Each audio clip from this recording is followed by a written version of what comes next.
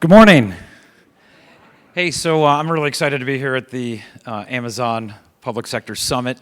I see a lot of happy faces. They look excited too. Hey, my name's Ted Gerard. I'm the VP of Public Sector for a company called Okta, which is an APN partner for Amazon in the security space. We invented a concept called identity as a service. We're hosted, delivered from Amazon, and if I saw someone walk in earlier with an Okta bag, so I know there's someone here in this audience that's heard of Okta. Just quick show of hands. Who's heard of? It's a pretty good showing. Excellent. So we're hosted up in booth 760. We invented the concept of identity as a service back in 2009, and the idea there was, as organizations progressed from on-premise to cloud-based solutions, their legacy identity management systems would become far too brittle, way too costly, or just flat out break. And so we thought, hey, delivering identity as a service from a modern cloud architecture such as Amazon would make life easy, significantly more secure, lower cost, and deliver a delightful user experience. And if you fast forward to today, actually last week, Gartner published a new Magic Quadrant. They had something called the IDaaS Magic Quadrant in 14, 15, and 16. Okta was the leader in all three of those. But this year they canceled that because the market got so big, and they created something called Access Management, which then included companies like Oracle and IBM and CA. And we're at the pleasure to announce that we are up in the furthest right part of the leaders quadrant there as well. So if you want to learn more about what Okta can do for you from an identity and access management perspective, please swing by and come see us in booth 760. Other than that, I'll kick it off for Alan to come up and get this show rolling. Warm round of applause for Alan, please. Thanks,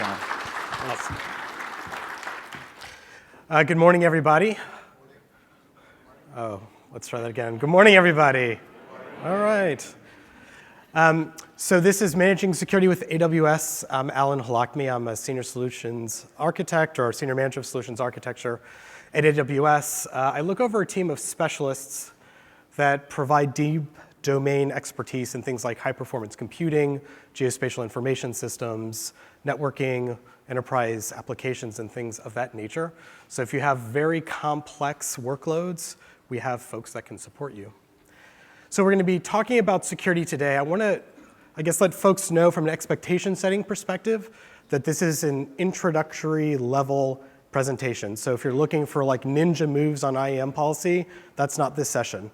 What we're going to be doing here is providing some concepts about how AWS thinks about security of the cloud, what customers can do to provide security in the cloud, and the tools that are available. That is the content, and we have a lot of it. So it is likely that for Q&A, I'll walk down here at the end of the session and be happy to answer questions, but I suspect we won't have time for questions and answers during the presentation time. So security is our top priority. You know, it's interesting because Amazon is delivering a pay-as-you-go, on-demand service. We have to earn customer business, in most cases, hour by hour. And our ability to do that is, yes, it's important that we have services that are compelling at the right price point, that our feature set and our capabilities depth is broad and deep. But it also needs to be the case, more fundamentally, that customers trust us. If we don't have trust with the customers, then we actually have no business. Fundamental to building trust is our ability to deliver a secure platform. We do this in a variety of ways. Obviously, we're built to be secure. We do a lot of things that have to do with automation, anomaly detection, threat intelligence processing. A lot of those things have to do with how we protect the platform, but we also make some of those capabilities, in fact, increasingly, nearly all of those capabilities available to customers so that they can, in turn, protect themselves in the cloud as well.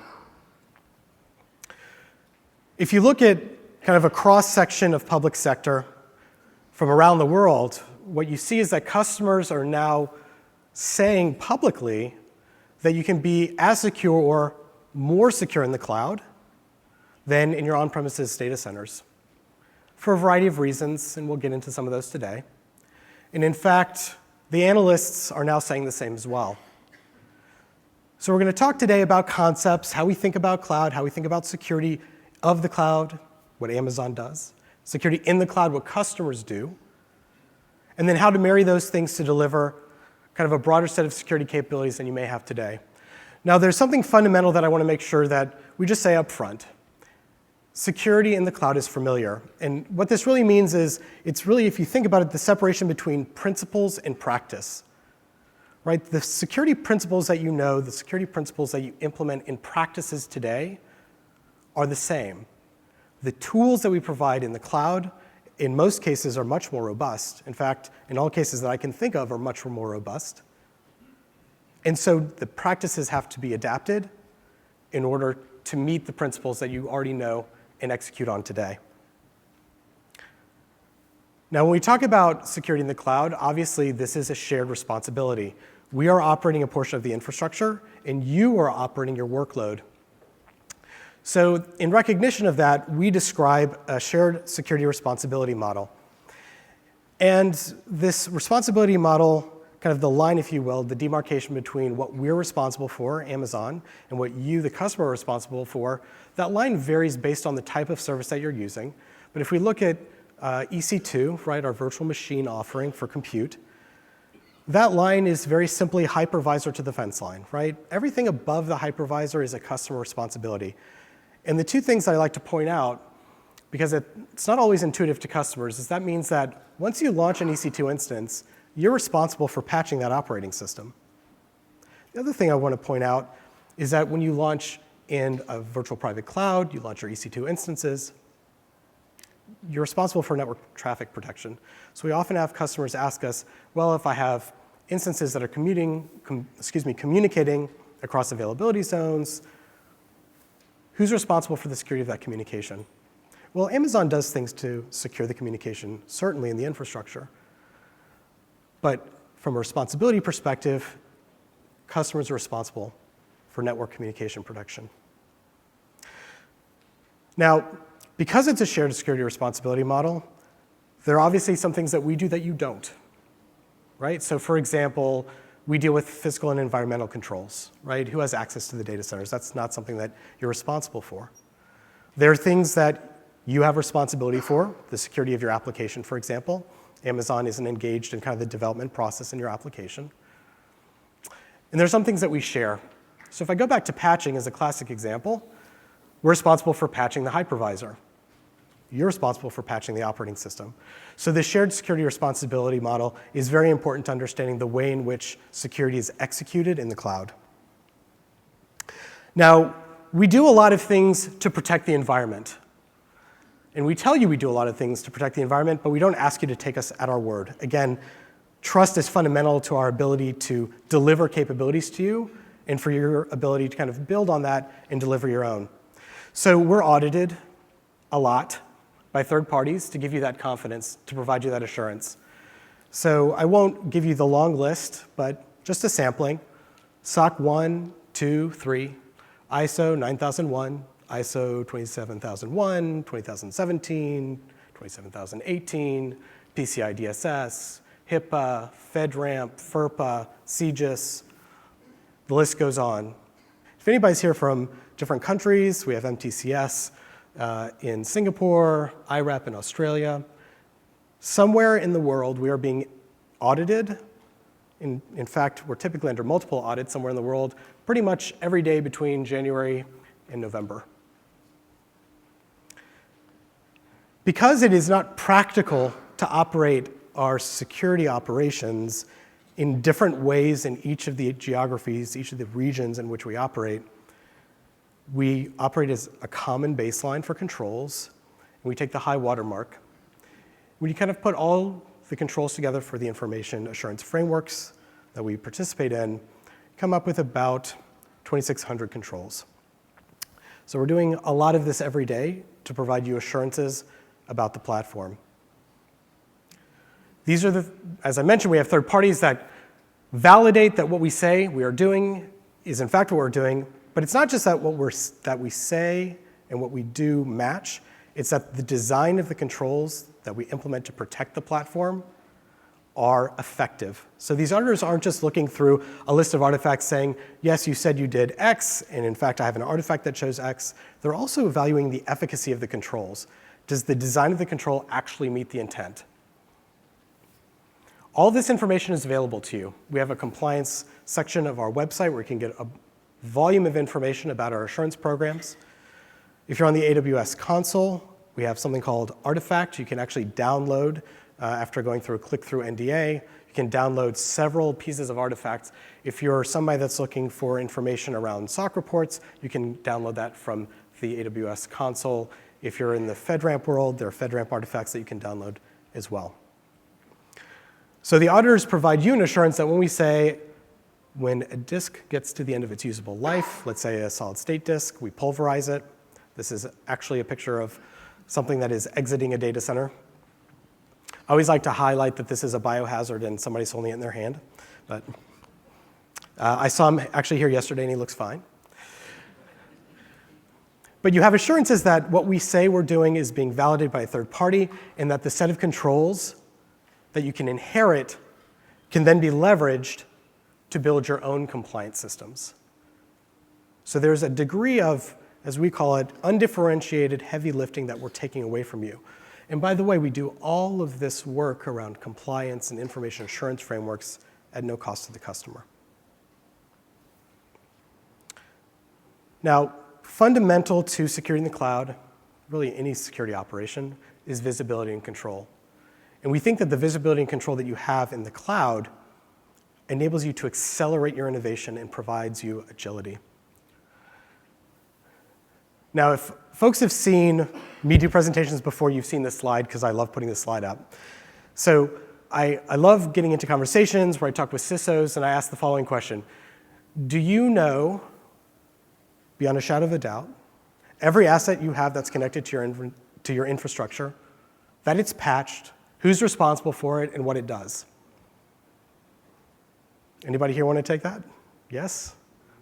Yeah. In the physical world, that's actually a really hard problem.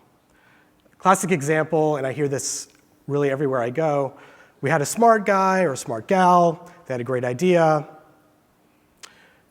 They took a server, put it under their desk, and they built a thing. And then they left. And now nobody knows what it does, so they're afraid to disconnect it. And nobody has access, so they can't patch it, right? So with the cloud, you get a lot of visibility. So yes, you have a kind of this string of wires in the physical data center. In the cloud, you have APIs. So you can get information at an API call about what are all the EC2 instances that I'm running. Those things can be tagged with metadata. Who owns it? What charge code? What's the contact? And these can be enforced in policy. If this EC2 instance is launched and it doesn't have a contact on it, don't allow the launch. Moreover, the platform emits a volume of data that helps you get more visibility into what's happening in the platform. On the control plane side, right, the things that you do to manage and manipulate the platform, we have CloudTrail. This is essentially a recording of API calls made into the platform. We have CloudWatch metrics and CloudWatch events. These are kind of statistical data points, log data points in an event bus. AWS Config, which gives you a history of configuration items as they change on the platform. And Trusted Advisor, which I liken to the kind of the paperclip and kind of the old versions of Microsoft Word. Hey, did you know you're running this instance and it's had no load for a month? You have this EBS volume and it hasn't been attached for a year. Hey, do you know you have a security group that's supposed to protect your EC2 instance and it's open to the world, right? So this is trying to give you perspective on kind of good hygiene, if you will. Data plane sources. Who's accessing information in my S3 bucket? What traffic is passing around in the infrastructure, north, south, and east, west? Load balancing, access logs with respect to data in RDS and DynamoDB streams. So the platform emits a tremendous volume of data. You can take that information and then you can store it into a worm, right? Write once, read many. So Glacier has a feature. Glacier is our cold storage service. Glacier has a feature called Vault Lock that you can apply policies to. So you can have your logs fed into Glacier, put a policy on it that says can't be modified, can't be deleted for 99 years, whatever the case is. And so you have, if you will, a source of truth that's not been manipulated, that's not been changed, and you can run a lot of analytics on it.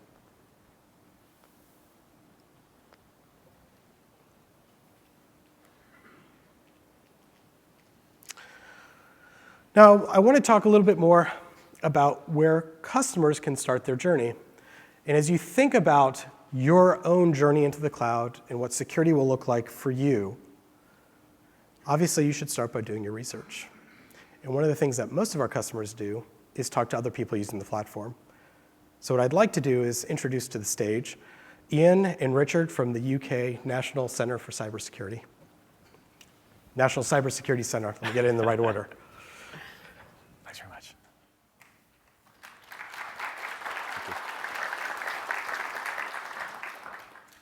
Good morning. Thank you for that, and thanks for the opportunity to come and speak to you today. My name's Ian. As Alan said, I'm from the National Cybersecurity Centre, and I'm joined by Rich, and we're actually going to talk to you about a couple of things today. Firstly, we're going to talk about some of the myths about cloud service adoption, cloud service security as we see them, as the customers are asking us questions in the UK. And then secondly, Rich is going to present a case study of a service that we've built ourselves, which is hosted fully in the public cloud, and talk about some of the implications of that. So I'm going to leap straight into some of the myths. It's quite interesting, actually. They relate quite strongly to some of the things that Alan's already been talking about. But these are things that we hear quite often, and we've just got 5 of them to present today.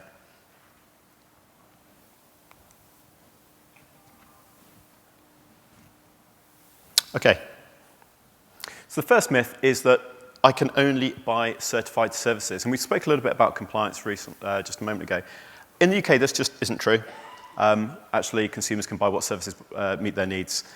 We actually used to have a certification of compliance regime in the UK. We used to have broadly 2 levels, but we don't have it anymore for good reason. And it's really interesting. We had these 2 levels, and I asked lots of customers in the UK government about what security are you buying with those different levels, because obviously one is more expensive than the other. And not a single person could tell me, ever. Actually, what they were buying is a more expensive certificate, and they were buying a bigger number on the certificate. I either had to focus on compliance at the expense of thinking about the actual security that they need. We also get quite a lot of push from our customers within the UK government. We often get asked, why can't you just certify service? Can you just make it easy for us? Just certify services. But that's actually counter to our whole approach, and we're not going to do that, and we don't do that. Actually, what we prefer is informed decision-making based on the actual security needs that those customers hold. We take the approach of helping our customers to work out what their particular security needs are, and then they can map those needs to the services that are available in the marketplace based on some of those attributes that Alan was just talking about. And we do this through a process that we've got in the UK, which we refer to as our cloud security principles. And they're not standards, they're not requirements, but rather this is 14 areas where you need to make a security decision as a service owner. And we provide a lot of information to help people make those decisions, and we provide a lot of information about the implications of what the particular decisions mean from a security perspective. So then using that framework and then some guidance on the implications, then you can map those particular services to those that are available. The second myth we hear quite often is security is somebody else's problem. And actually, this relates very strongly to some of the messages we were just hearing. There's one thing, actually, that I do really want to draw out here is there is a big difference between accountability and responsibility. So consumers, customers, are accountable for the services that they offer and for the data that they hold, regardless of where it's hosted. So I can't just host something in the cloud and lose all my accountability for protecting that data. But responsibility can be split. Clearly, responsibility for building something like an actual physical data center and the tin that you find within that data center can and probably should be migrated to the cloud. Also, for many customers, it makes sense to move platforms and applications to the cloud. And as AWS say, as we just saw, you are still responsible for the security of your services in the cloud. And that's really important. So if I'm deploying my own applications, I need to patch them, I need to maintain them. Even if I'm deploying a full SaaS solution, I still need to provision, I need to configure the end user devices that the users are using. I still need to manage identity of my users. And actually, I still need to make sure that my users can use the service in a secure way so that we're not undermining the whole security model by making a service that's just not usable for them. These are really important aspects. They can't be delegated, but we see so often people get these wrong, and when they do get them wrong, it can undermine the entire service that you're building. The third key myth that I'm going to talk about is that location matters, and we hear this all the time.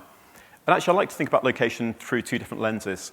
Firstly, you've got the actual physical location of where data is hosted. And then secondly, you've got logical access. Where can my data logically be accessed from? And it's interesting because we find that typically the focus is on the first of these, where is my data physically located? But actually, the whole notion that somebody's going to come into the data center, find the particular disk that you've got your data on it, pull those disks and take your data is just, it's pretty unrealistic, actually. And actually, from an attacker's point of view, an attacker doesn't care where your data is hosted from anyway. They care about where they can get access to it from whatever location they happen to be in the world. So the approach that we advocate is work out what your security needs are, and you can use our frameworks for doing that. Work out what your particular security needs are and define them. And then ask yourself, how are these needs satisfied through the technology that I'm considering consuming, either in the cloud or elsewhere? And actually, when you do the analysis, it tends to work out, you tend to find that those security needs are actually pretty agnostic of location. It rarely matters. And finally, one thing that we're often asked as well is about the ability of the host nation to legally compel release of data. Well, I mean, to be honest, that tends to be outside of the threat model that we're dealing with for most use cases. Every nation has that sort of approach anyway. And of course, you should be encrypting your data anyway. So with that, I'm going to hand over to my colleague, Rich. Thank you.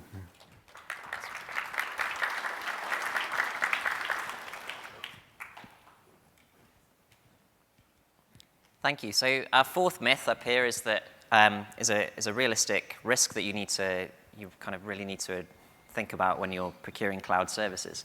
It's this concept that an unknown engineer somewhere will be able to access your data. Now, going back to the shared responsibility model that you've heard about a couple of times now, there are things that you as a consumer of a service can do about this, and things where you really need to understand what your suppliers are doing about it. So if I take an infrastructure as a service or platform as a service scenario, when it comes to protecting the data that you store within a cloud service, there's a lot that you can do. You can use encryption. You can do good key management around access to that key to decrypt the data. But when it comes to accessing compute resources that you're running in the cloud, this is where you're really dependent on your service provider. And when we speak to cloud service providers, we're interested in three things when we, to try and understand this risk. The first is that the number of people the number of engineers that would have access to your data needs to be a small number. Secondly, that the circumstances in which they would use that capability need to be very rare. It needs to be, a very exceptional case. And finally, that if an engineer in a cloud service provider was able to access your data and did access your data, that event would be audited in such a way that that engineer would not be able to kind of cover their tracks. It would need to require collusion between multiple engineers in order for that to happen. Now, the alternative to hosting your services in the cloud is to host them on-premise, and in the public sector, that would mean that we would typically outsource management of that service to a third party. Could you say the same about the need for collusion between multiple individuals within that organization to get access to your data in the same way? And in most of the cases that we see, that's certainly not something that happens. Our fifth and final myth is that my system would be more secure in my own data center. And whilst this may be, this is often an emotional attachment that we see. So the idea that as the owner of a system, you can go into your data center, look at flashing LEDs on, in racks, you get a warm, fuzzy feeling that everything with your service is okay. But of course, that's not necessarily the case. And while it is possible to build secure systems within your on-premise environments, it's also possible to build secure systems in the cloud. And often, it can be easier to achieve the same level of security in the public cloud than it can be if you're trying to recreate the same on-premise. So I'll kind of touch on two areas where I think that's the case. The first is around patching. So in your on-premise environments, you're responsible for patching, the BIOS on the computer, the firmware that's used, the hypervisor that's there, the operating system on top of that, the libraries and applications that are used on top of that as well. But in the cloud, if you choose the components that you use carefully, then you can effectively outsource the requirement for you to do so much of that maintenance to a third party who's actually very well equipped to do that. The second area is around monitoring. Now, whilst it's possible to do good monitoring of your service in an on-premise environment, it can require some expensive equipment potentially, a lot of configuration to try and get to the point where you have good visibility of your service, and that when something bad happens, that you can detect that and react to it. In the cloud, it's possible to achieve the same, and often these controls are just there. You're able to very easily access that data in a way that would have been a lot of work to get to the same point on your own.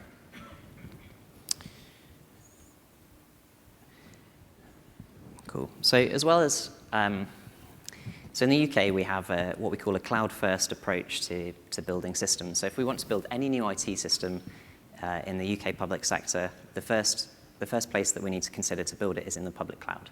And the same applies for our own services as well. So I'm going to give you an example of a service that we're building in the National Cybersecurity Centre that is being delivered in the public cloud. So this is a tool called MailCheck. The idea is that we want to test the security of all of our email domains that we use. So we've got 3,500 .gov.uk domains in UK public sector. And what I want to do with those domains in this service is check that when a mail server connects to one of our mail servers, that communication can happen using TLS to encrypt that data in transit. I want to know that anti-spoofing controls, so these are controls called SPF, DKIM, and DMARC, that you can use to make it difficult for someone to send spoof emails from your domain, are in place.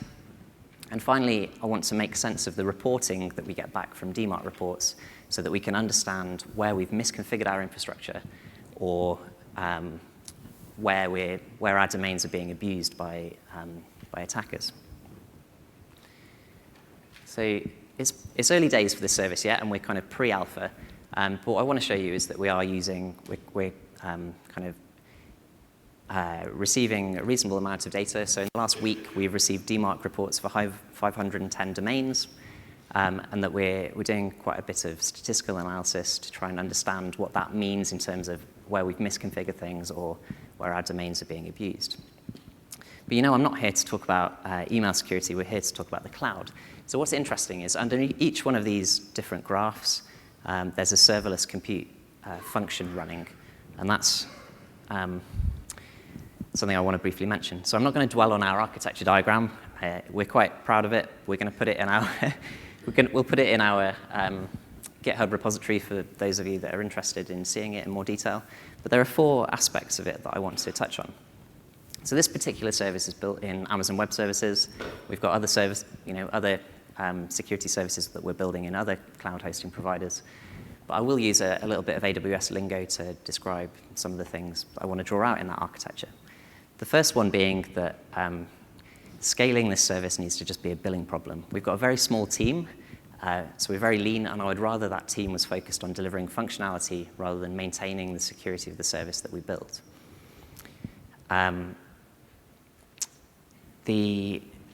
So whilst I care a lot about patching, you've heard me talk about patching already, it needs to be someone else's problem, someone who's able to do that at a better rate than we're able to.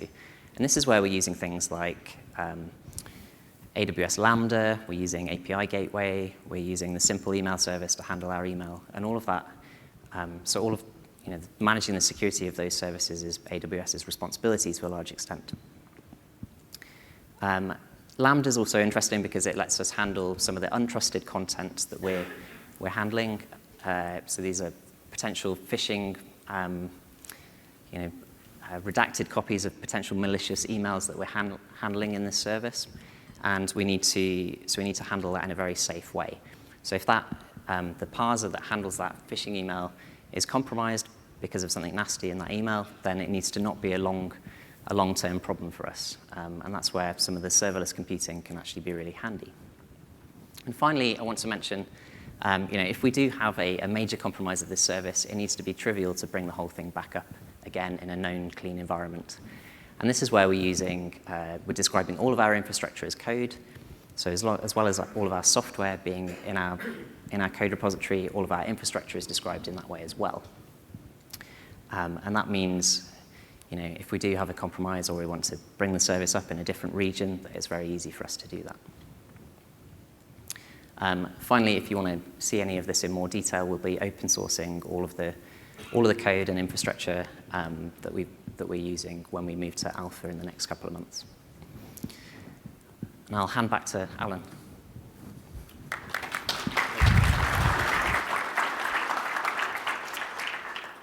All right, so now we're going to take a sprint through what the capabilities are that are available to you. As I mentioned at the onset of the session, we're not going to deep dive, but I want to give you a kind of a sense for the capabilities that Amazon makes available to you so that you can secure your environment in the cloud. The first thing I need to mention is the cloud adoption framework. So as you think about your migration into the cloud, what that journey looks like for you, we have a framework. We have a structure that you can use to identify the right pieces for your particular journey. Everybody's kind of journey is a little bit different, and so we have a flexible framework that has different perspectives for kind of key areas that you need to understand and plan for as you migrate to the cloud. And you may find that some of these perspectives are things that you already have addressed, which goes back to my comment that this journey to the cloud tends to be different for every organization. One of those perspectives is security. So I want to focus on 5 core aspects in the security perspective. You can dive into the components of this perspective. We have a white paper that's published. Feel free to kind of download it and read through. Also, if you're interested in something that's more formally engaged with Amazon, our professional services organization provides this cloud adoption framework as an engagement offering as well. But I want to use the CAF as kind of the backdrop to talk about service capabilities for security in the cloud. So first off, identity and access management, super important, right? The one thing that you have to get right from the get-go, otherwise you have people executing things in the environment. You don't know who they are, what credentials they used, where they came from, and so on. So for the control plane, right, this is how you manipulate the platform. From the control plane, we have AWS organizations, which is really powerful. It's the notion that you can put all of your accounts into a hierarchy and then at the root of that hierarchy, impose control policies that flow down. So if you want to be able to say, for example, I have a series of AWS accounts that are distributed among a series of users or departments or agencies, and I want to ensure that nobody uses DynamoDB. At the organizational root, you can define a service control policy that prevents it from being used, right? So organizations is actually a very important concept from a security perspective. I'm giving it very short shrift here, but it's something that you should absolutely be looking at when you think about governance. Identity and access management is a tool by which you do many things, including define policies around users and groups and roles. One of the very kind of important and interesting things about roles in AWS is that roles can be assigned to resources. So roles can be assigned to Lambda functions, roles can be assigned to EC2 instances. And when roles are assigned, those resources are able to leverage the policy that's defined to, for example, access data that's sitting in S3 without having credentials directly passed to them. So identity and access management is fairly fundamental, obviously, as well.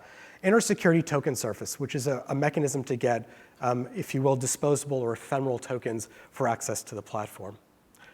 On the data plane side, right, what your applications use, Amazon Cognito, we see used a lot with mobile applications. Cloud Directory allows you to extend things like your on-prem Microsoft Active Directory into the cloud. And, Directory Services allows you to extend Active Directory into the cloud or to create your own small directory. And the Amazon Directory Service is also integrated with AWS services, including the console. So on the basis of groups, for example, that you've created in your AD environment, you can delegate access with essentially single sign-on to log into the AWS console. So that's directory services.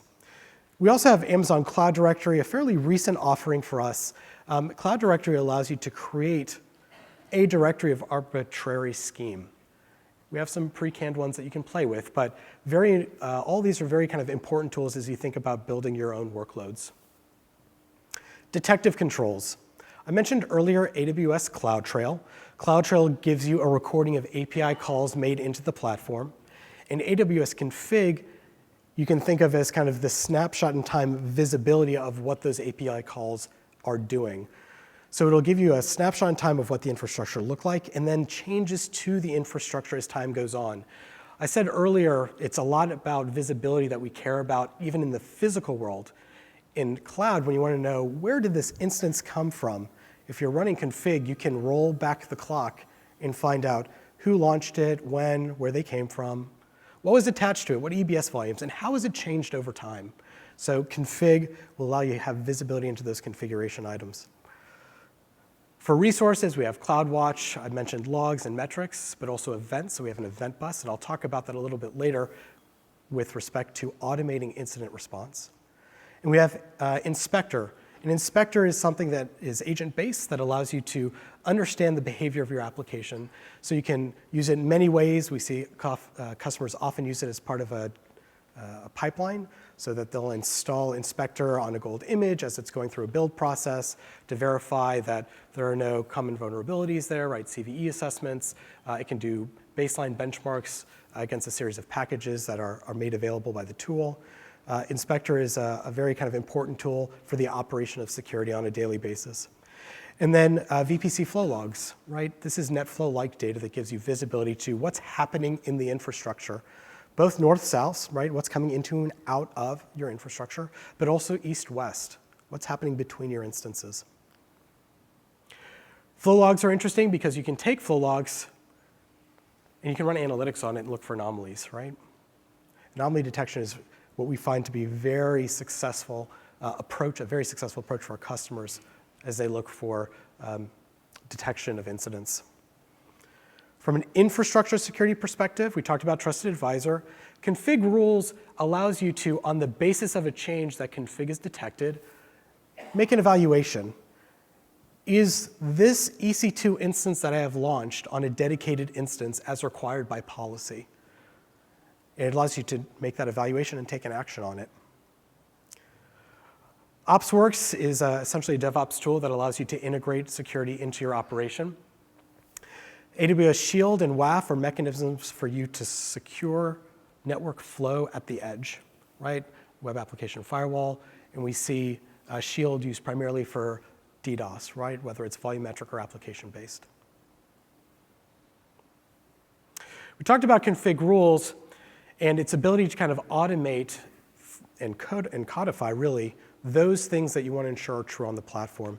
So when you look at AWS Config, you can say, as I mentioned before, hey, for my EC2 instances, run an assessment. Which things do not have dedicated tenancy? Now you can take an action on that. That action could be to end the lifecycle of that EC2 instance. It could just be to open a ticket in a ticketing system or to send an email to the owner that's tagged with metadata on that instance. Data protection, we provide a lot of ways for you to do cryptography. So if you want to encrypt your data, we have Cloud HSM that is literally an HSM sitting in a rack that is just you. Sitting in our data center, we expose it to you in your virtual private cloud. We have key management through a KMS, where we have an integrated capability to provide cryptographic keys. And we have our certificate manager for TLS types of engagements with things like our load balancer. Now, for time, unfortunately, I won't be able to go into all the ways that we provide encryption in transit and at rest. I'll let you take a look over these slides as I kind of click through them. Again, ACM for elastic load balancing for web traffic. KMS for key management, and it integrates with services like S3 and EBS and Redshift. You can also use it directly from your own application. Now let's talk about incident response. I mentioned that we have essentially an event bus, CloudWatch events. So CloudWatch events, when tied together with serverless components like AWS Lambda, can provide you automated incident response. Let's take an example. I mentioned CloudTrail. This is keeping a log of API calls that are being made into the infrastructure against your account. It's a very important service. You want it on if you want to understand what's happening in your infrastructure. And potentially the most important thing that CloudTrail logs is when it's turned off. So you can imagine having an event where you're looking for API calls made by CloudTrail that delete the CloudTrail or turn off logging. And when that happens, you want to execute a Lambda function to notify you and to turn it back on. So somebody goes off and tries to turn off CloudTrail. An event's generated. Lambda kicks out an email to let you know. And it says, by the way, I turned it back on. And all of that happened in the span of under a minute. So you can think about using these serverless capabilities with this event bus that we provide through CloudWatch to automate incident response. So what's next? Well, that's a starting point. There are many other things that you can do, both culturally and technologically, in the way that you think about security in the cloud. We hear a lot these days about DevSecOps, and I have a note here about it. I welcome you to engage with us on these topics. I think you'll find them interesting, and I think you'll find AWS provides you a very robust set of capabilities for securing your platform. If there are things that you need and you don't find it directly from us, we have a rich ecosystem of consulting and technology partners that can help you enhance the level of security in your cloud operation. So some takeaways. Cloud's the new normal. The principles that you understand from security today apply to the cloud. The practices are a little different. Customers are telling us that they can increase their level of security in the cloud. We provide tools so that you can have compliant workloads, compliant environments, through visibility, control, and primarily automation. Automation is your friend in the cloud. Leverage it wherever you can. It will fundamentally increase your level of security. Thank you so much for your time, and enjoy the summit.